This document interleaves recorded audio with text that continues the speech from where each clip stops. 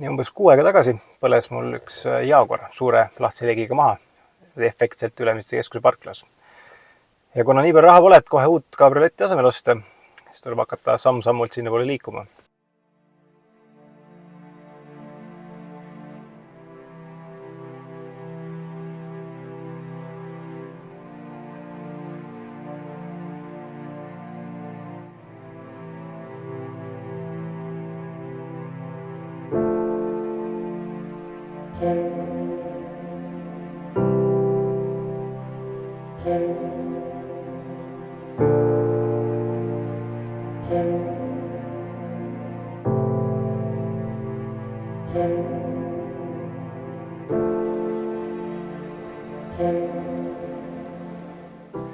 Nii et just see nädal tulid rahad Leedu piirilt üle.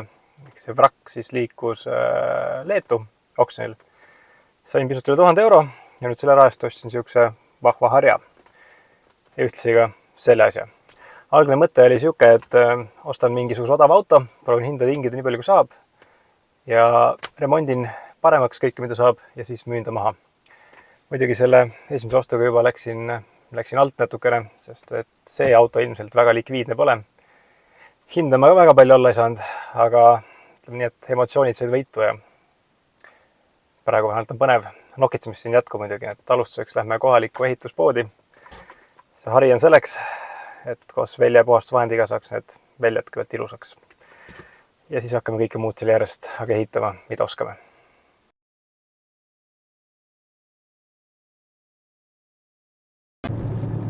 Mille ma täpsemalt ostsin endale. Tegemist on 2000 aasta Rover 75-ga. Teadupärast üks töökindlamaid autos üldse, mida läbi ajaloo tehtud on, et saab näha, kuidas see koos elu hakkab sujuma. Kapotil on 2,5 liitrine V6 bensiinimootor, manuaalkast, kus juures seda 2,5 mootorit kiidetakse enim, et üldiselt kui ta pole keema lastud, väitetavalt see ei ole keema lastud, seda ei tea kindla peale, siis ta pidi juba hästi kestma. Korra keema lased, siis juba põhimõtteliselt iga palava ilmaga on temperatuur üleval ja seda enam korda ei tee. Ilus hele nahksisu, mis on suuresti hästi säilinud. Mulle väga meeldib see värv, passis punane, aga ta on üsna pruunikas punane või punakas pruun isegi ütleks. Ja minu meelest Rover 75 on hästi kihvti disainiga auto. Ta on mul päris palju aastaid niimoodi radari peal olnud, et olen mõelnud, et peaks korra kunagi vähemalt süsteemist läbi laskma. Ja see oli ka üks põhjus, miks ma ilmselgelt murdusin ja selle auto ostsin, et kuigi ma arvan, et selle projekti mõtted silmas pidades oli see väga halb ost. Aga samas mine tea, kunagi ei tea. Äkki õnnestub need pisivead siin ära likvideerida. Siis võib-olla kõik nii pisivead ei olegi. Ja äkki leidub talle mõni tõesti huviline või omanik, kes on tõesti nõus ka raha pärast maksma. Aga see muidugi selgub sellest siis, kui on müügipildid tehtud ja asi turgu jõuab. Pisut vigadest, mis ma esimese hooga tean. See aken ei käi alla, juhi aken võiks alla käia, see on probleem ülevaatusel, kui see alla ei käi. Siis juhi iste ei liigu edasi-tagasi. Siin on elektrilised istmed, esimesed elektrilised istmed. Kõrvalistuma toimib kenasti. Üks nupp seal natuke jandib, aga vaatab, eks see on pistiku viga. Aga see iste mootor töötab, ta nagu üritab liikuda, aga probleem on selles, et siinid on natuke roostes. Ja mul tundub, et see uksepoolne siin on kinni jäänud. Juba sinna eile lasin nisuga VD40 vahele, see ei aidanud. Nii et järgmine etapp on see kuidagi lahti kolkida ja peksta. Aga vaatab ühesõnaga, midagi peab ette võtma selle asjaga. Mida veel teada olevatest vigadest see on, mis ma esimese hooga märkasin? Ütleme, mõnes kohas on natuke sükest rooste mullitamist. Ma veel olen kahe vahel, kas ma lähen selle värvi kallale või mitte, aga võib-olla ma proovin ise keretöid natukene teha, et saada seda pisut paremaks. Kuigi, kas selle kõigel mõtet on, see on omaette küsimus. Ja lisaks on keegi siin need küljekarbid teinud siis mingisuguse kivikaitsega üle. Just on sealt ka mingid roostekohad natukese välja tulnud, et need peaks ära lappima ja kui need on värvitud selliseks helehalliks, siis ei sobi selle punase värviga absoluutselt kokku, nii et need tuleb vähemalt mustaks siin värvida. Muidugi kerge ripp-plugin ka, mida siin on nööpnäiltega parandatud, et seda loevahetust siin täienust ka ette ei võta. Aga ühesõnaga vaatab, teeb palju jaksab ja palju oskab ja siis eks paistab, kas on niisugune miinusprojekt ja häving või saab siit natukese oma potti suurendada. Kuidas see Rover 75 autona tundub? Arvestame, et on 24 aastat vana, see on ju 2000 aasta auto, siis tegelikult sõita on isegi päris üllatavalt mõnus ja mugav. Siduri või tal käeksuvägedalt, sinna peaks mingit silikooni vahele laskma ilmselt. Aga ta on niisugune pehme, istmed on väga mugavad. Ainuke häda ongi see, et praegu juhi iste ei liigu, mis tähendab, et siis see isteasend on pigem natuke lühemate jalgade inimeste jaoks nagu fikseeritud. Väga hästi sobi, sidurit on natuke halb vajutada, kui see pedaal nii pagana lähedal on. Aga ei, muidu niisugune üllatavalt hea. Arvestades, et ta väga palju ei maksunud ka, siis selle rahast nagu on autod siin küll ja veel.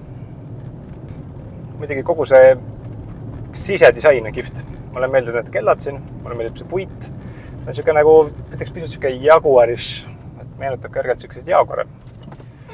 Ja näeb seest oluliselt kallim välja, kui ta on või kui ta uuena oli võib-olla isegi. Aga noh, ütleme, ilmselt müüginumbrid heitki tagasihoidlikust, sest et Rover ikkagi. Ja Rover on tuntud kui niisugune suur probleemide allikas läbi ajaloo. See kehtib nagu reeglina kõigi Briti autode kohta, et näevad ilusad välja, töötavad siin vahva sõita, aga reeglina nad ei tööta ja nüüd peab remontima. Kuigi Rover 75 kere pidi üldiselt väga hästi roostele vastu pidama. Siin on näha muidugi, et mõnes kohast on natukese seda rooste algeid on tulemas, aga 24 aastat vana auto ja ei roosteta kuskilt, see oleks natuke imelik. Kuna see konkreetne masin on ju tegelikult USP-st Eestisse ostetud, siis seda soola ja kõike muud on siin ikkagi näinud. Mis on muidugi huvitav, et see auto on kõigest läbinud 174 000 kilomeetrit.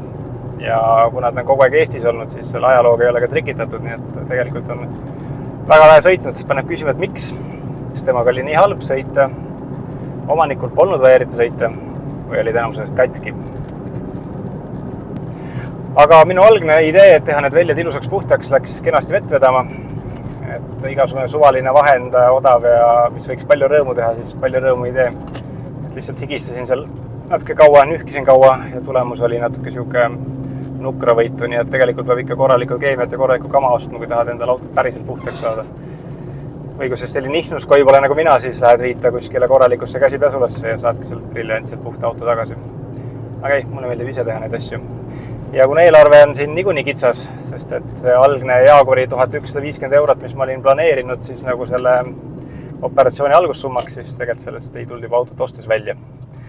Seda eelkõige seetõttu, et ma ei saanud hinnas alla ja panes juba omanikuvahetuse kindlustus ja nüüd see 3 € midagi, mis on selle väljavahendi peale raiskas, nii et juba läheb keeruliseks see 15 000 kokku saada, et päriselt äge kabriolet osta.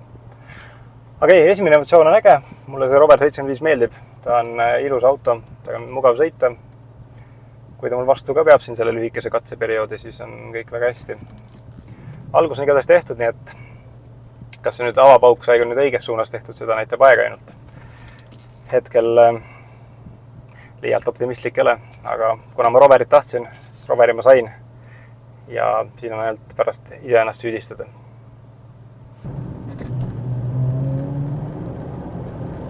Mugav ja laisk auto. Isegi viitsi kihutada sellega, võib-olla algusemotsioon. Tavaliselt ma ikkagi lähen kuidagi selle gaasipedaali kallale rohkem, aga siin tundub, et võtad oma aja naudid. Temal on mingit sellist huvitavat Briti majesteetlikkust ikkagi sees, kuigi ta on Rover. Aga ei, kogu see visuaal nagu toetab seda ja see 2,5 V6 veab niimoodi ka rahulikult ja mõnusalt, et liigne rakett pole, aga samas otseselt jalgu ka ei jää.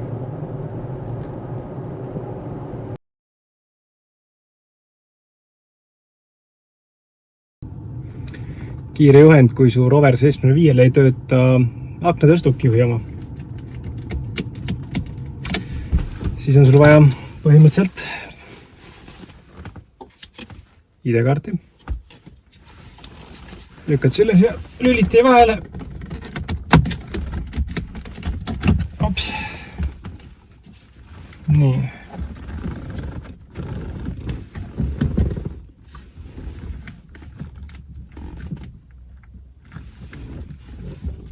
Võtad juhtmed tagant ära.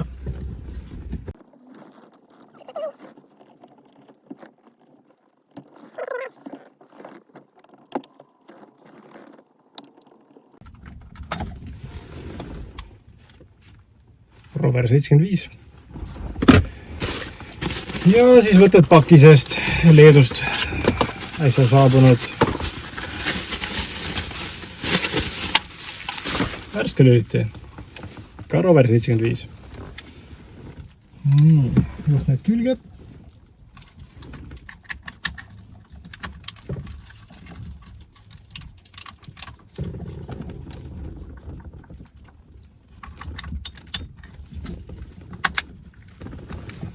Ja proovime.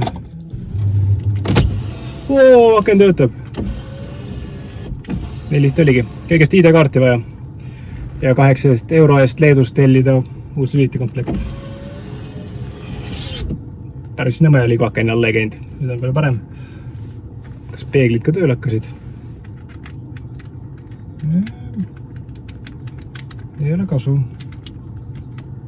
Kõrvaliste peegel hakkas tööle. Vähemalt mingis osas. Okei, juhi oma. Juhi oma ei tööta. Et see aknagi alla käima. Et asi seegi. Üks viga vähem autol.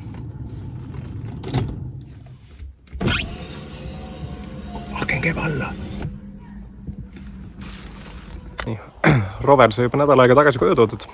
Nüüd on aeg hakata siin kosmeetilisi parandusi tegema. Tahaks selle värviläikesse saada ilusti.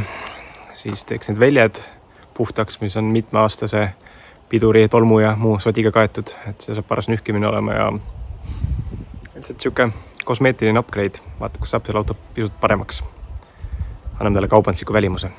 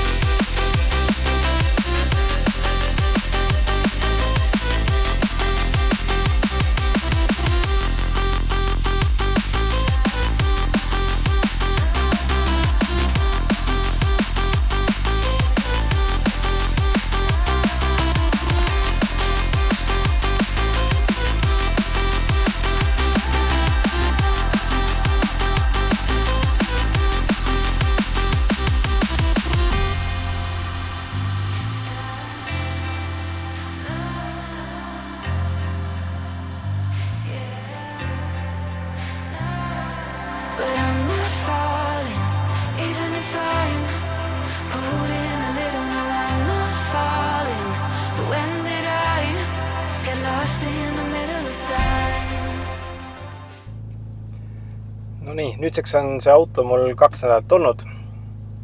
Mis ära tehtud sai, välimust parandatud tiba, siuke kerge läigestav poleervillakettaga, kuniks poleerima siin katki läks. Lõpp päris kõike jõud teha, nii nagu tahtsin. Siis McQuaresi vaha sai peale, loomulikult puhtaks enam-vähem seest väljast. Siis uued aknalülitid, nii et nüüd käib ka juhiaken alla. See timmitud kõrvalistu ja istmelüliteid, seal vist peab tellima uue selle ploki, sest sealt üks detail on ära murdunud, nii et seljatuge väga hästi ei saa timmida. Juhiistet proovisin ühte või teistpidi korda saada, ei saanud. Võib-olla käin kuskilt targemate juurest veel läbi, kes seda süsteemi tunnevad. Paneks te käima ikkagi. Küljakarbid said viisakama välimuse. Rohkem meenugi praegu. Seest. See veidi kasitud ja puhastatud. Aga kuidas siis kokkuvõttes 2 nädalat ja Rover? ja katki pole läinud, see on juba suur asi tegelikult. Ja tegelikult see 2,5 mootor pidi üsna töökindel olema, kuniks keema ei lase. Häält teeb päris mõnusat. Edasi liigub ka tegelikult üsnagi hästi, et kui teist käiku siin pisut peeneks lased, siis kohe nagu autos tunda ei ole seda, et ta nii hullult edasi liiguks. Spidomeetri peale vaatad, siis tegelikult on kiirust palju. Nii et see 2,5 sükse mõnusa häälega, mõnusa käiguga hästi sujuvalt ja siiselt töötab, see mulle meeldib. Muidugi tahaks automaat, sest et linnas sees oleks ikkagi automaadiga palju mõnusam sõita. Aga vahel siuke manuaalid seda on ka vahva, et kuna ma liiga palju ei sõida temaga, siis see manuaali variant siin ei häiri. Pigem on vahel lõbus. Aga mis edasi plaanid nüüd? No vaatab, eks ma siin jõudu mööda veel tegeleks nende istmete asjadega. Tahaks need saada ikkagi korda. Kuna eelarve nüüd selle auto putitamiseks on tegelikult läbi, siis siin midagi väga juurde enam ei osta, et võib-olla kui selle kõrvalistuja lüliti, istme liigutamise lüliti saab kuskilt hinnaga, siis selle paneb veel juurde. Ja tegelikult nüüd järgmine etapp on see auto turgu panna. Et ma ei kujuta ette muidugi, kui lihtne see protsess olema saab, sest et see Roveri fännklubi Eestis tõenäoliselt väga suur ei ole ja kes ei tea nendest autost midagi, siis pigem ma arvaks, et pelgavad osta. Kuigi üsnagi siuke lõbus ja vahva auto. Sõita on tore.